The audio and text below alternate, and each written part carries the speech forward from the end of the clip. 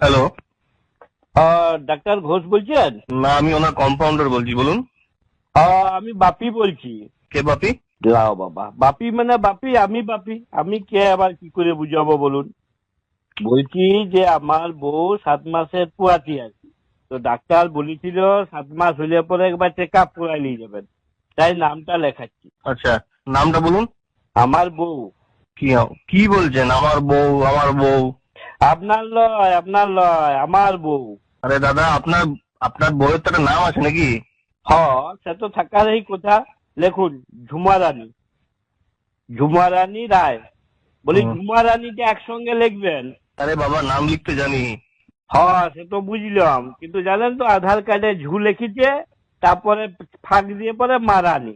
এই আধার কার্ডে লোককে দেখাইতে পারি, তাই বলে দিলাম আর কি। বয়সটা বলুন, বয়সটা। এই 32 নাহলে 33 হবে তো নাকি? তা আমি কি করে বলবো? আচ্ছা, আপনি তো আচ্ছা লোক মশাই, আমি কি করে বলবো আপনার বউয়ের বয়স কত?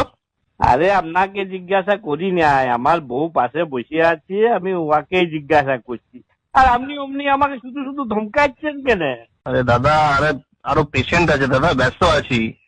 তো আমার বউ কি পেশেন্ট লয় নাকি? নাকি আমি টাকা দিব নাই? আচ্ছা ঠিক আছে, শুনুন শুনুন, আমি নামটা লিখে দিয়েছি, আপনার বউকে খালি পেটে আনবেন। আচ্ছা মশাই, আপনি তো বেশ কথা বলছেন।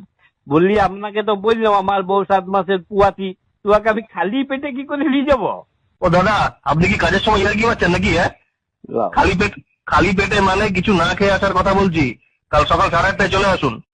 দাদা কালকে হবে না, কালকে আমার একটুকু কাজ আছে, মাঠে ফাটে একটু খেতারও করতে হবে, আমি পরশু যাব। পরশু হবে না, পরশু ডাক্তারবাবু, পরশু থেকে 11 দিন থাকবেন না, বাইরে যাবেন। এটা কি রকম হইলো?